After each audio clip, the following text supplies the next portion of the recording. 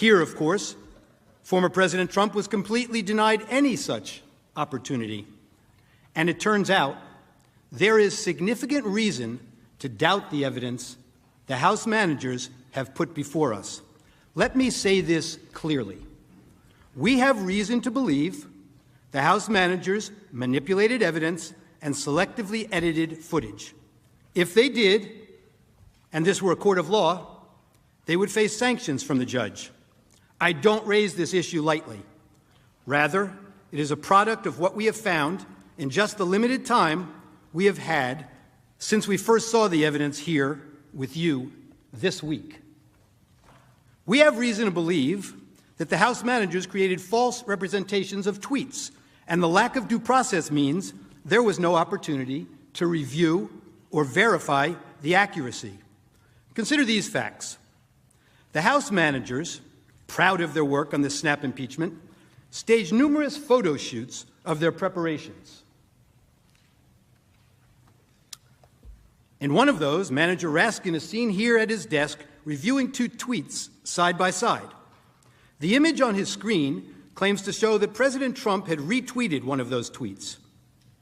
Now, members of the Senate, let's look closely at this screen, because obviously Manager Raskin considered it important enough that he invited the New York Times to watch him watching it. Now, what's wrong with this image? Actually, there are three things very wrong with it. Look at the date on the very bottom of the screen on Manager Raskin's computer screen when we zoom into the picture. The date that appears is January 3rd, 2020, not 2021. Why is that date wrong? Because this is not a real screenshot that he's working with. This is a recreation of a tweet, and you got the date wrong when you manufactured this graphic. You did not disclose that this is a manufactured graphic and not a real screenshot of a tweet. Now, to be fair, the House managers caught this error before showing the image on the Senate floor, so you never saw it when it was presented to you. But that's not all. They didn't fix this one. Look at the blue check mark next to the Twitter username of the account retweeted by the president.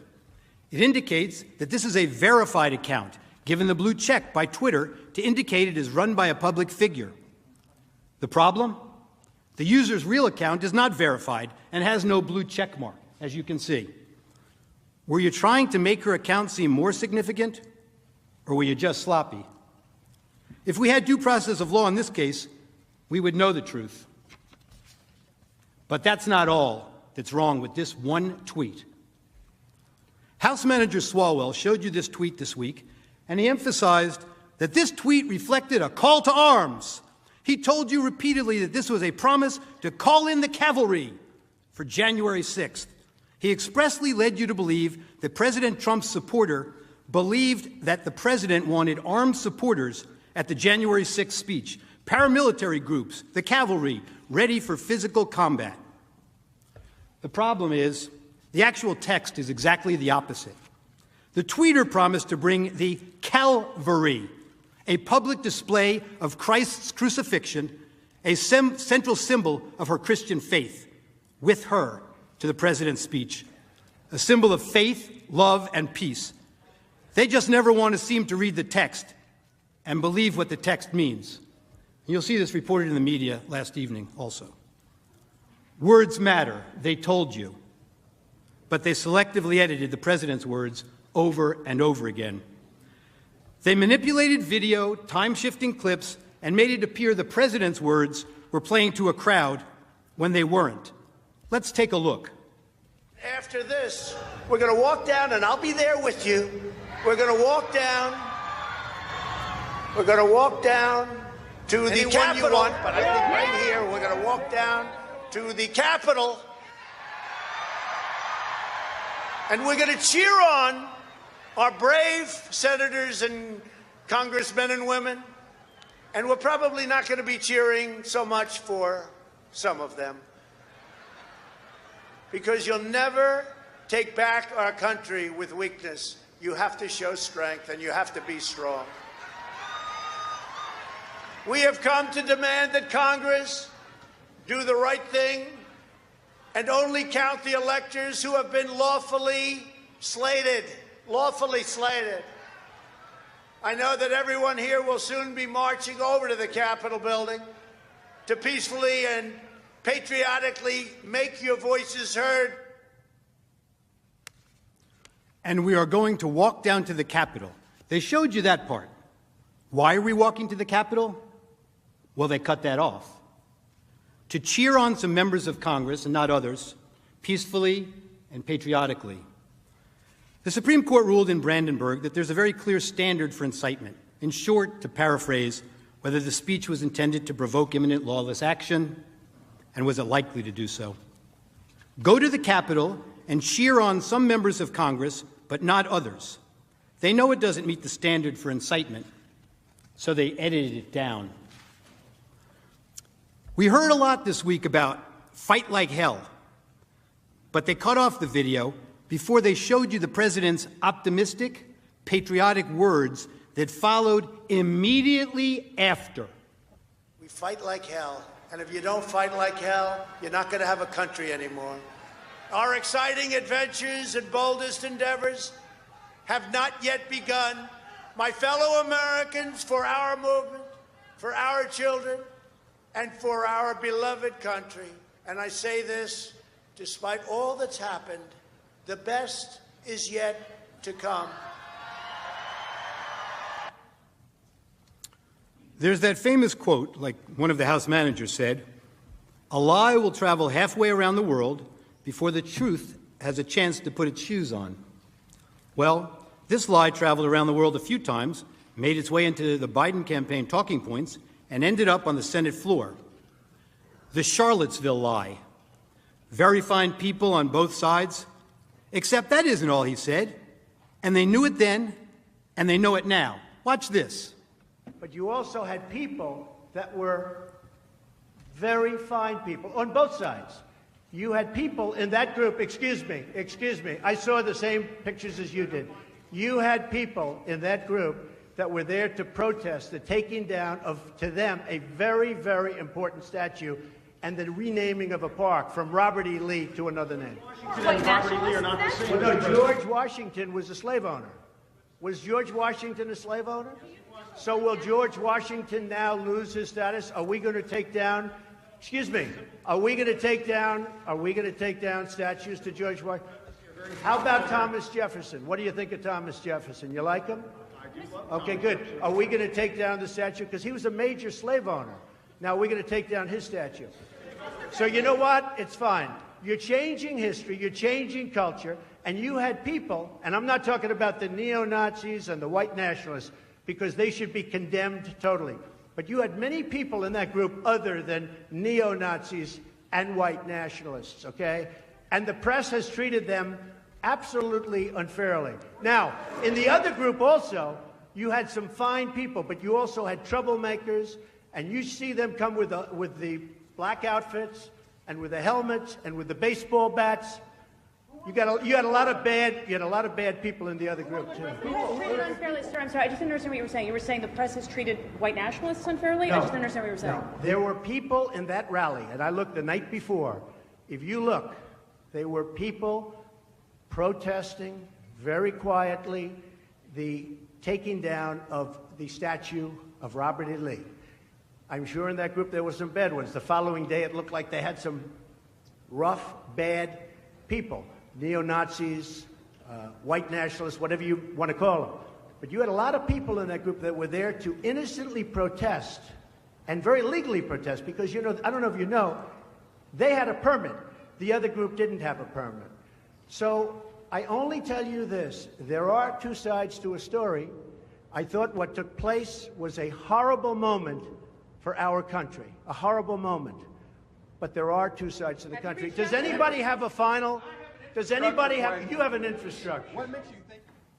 This might be today the first time the news networks played those full remarks in their context. And how many times have you heard that President Trump has never denounced white supremacists? Now you in America know the truth. Here's another example. One of the House managers made much of the president's supposedly ominous words of, "You have to get your people to fight." But you knew what the president really meant. He meant that the crowd should demand action from members of Congress and support primary challenges to those who don't do what he considered to be right. Support primary challenges, not violent action. I know what he meant because I watched the full video, and so did the House managers, but they manipulated his words. You will see where they stopped it, and to give it a very different meaning from the meaning it has in full context. Let's watch. You have to get your people to fight. He told them. You have to get your people to fight. And if they don't fight, we have to primary the hell out of the ones that don't fight. You primary them, we're gonna let you know who they are. I can already tell you, frankly. The people who need to fight are members of Congress. Why did we have to skip the necessary due diligence and due process of law and that any legal proceeding should have? It couldn't have been the urgency to get President Trump out of office.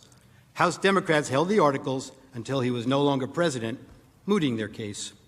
Hatred, animosity, division, political gain, and let's face it, for House Democrats, President Trump is the best enemy to attack. You're recognized for 5 minutes. Thank you so much for this opportunity. I'm going to take a different tack from beginning. We are at this point, this is not about black and white, rich and poor, blue collar, white collar. We're fighting for the heart and soul of our nation. We have a very, very special country that started with the Judeo-Christian values that allowed every single generation to become better than the last. And that has not ended, that has not stopped. Until now, we're telling our kids a little bit something different, that they don't have the opportunities that we had. I'm going to talk about some ideologies.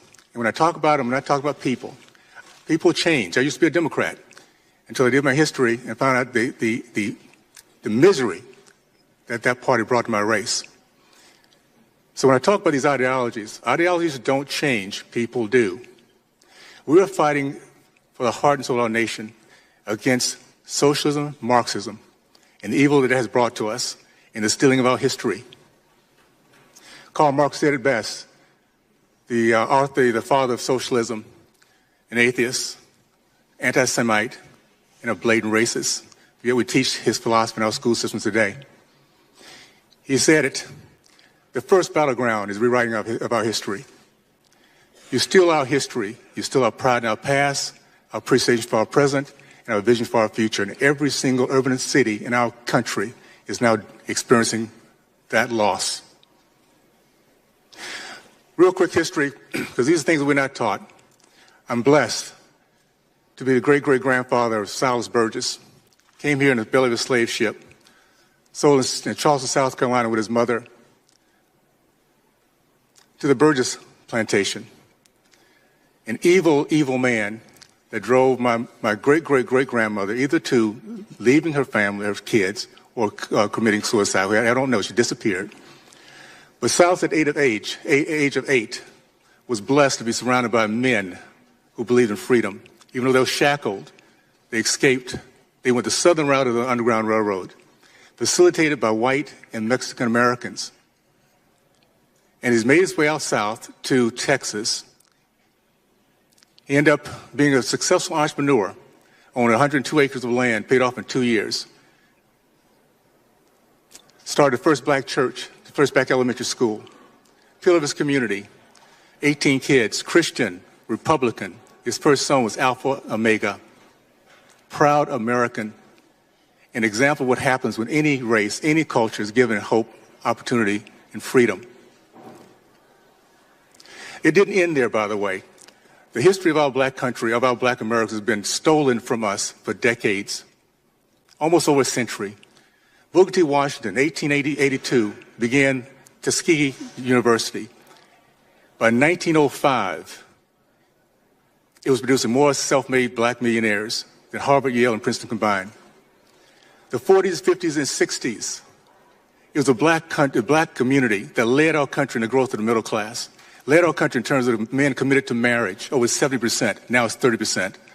Led our country in terms of the For the commitment to business ownership, 40%, now it's 3.8%.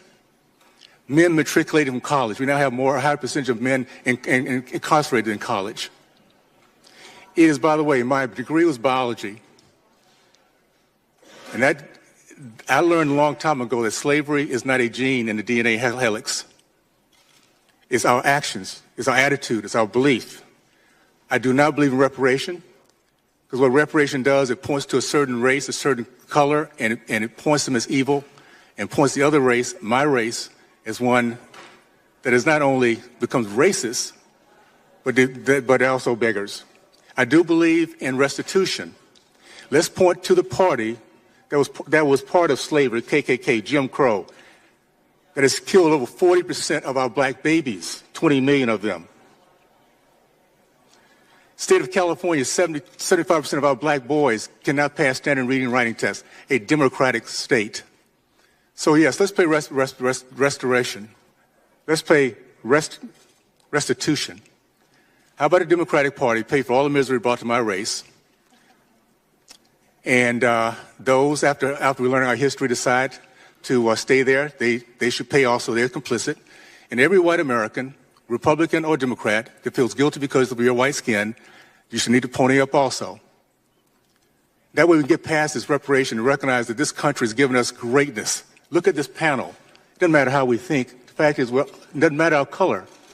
We have become successful in this country like no other because of this great opportunity to live the American dream. Let's not steal that from our kids by telling them they can't do it. Thank you. Our next witness will be the Right Reverend Eugene Taylor Sutton. He's Bishop of the Episcopal Diocese of Maryland, a position held since 2008.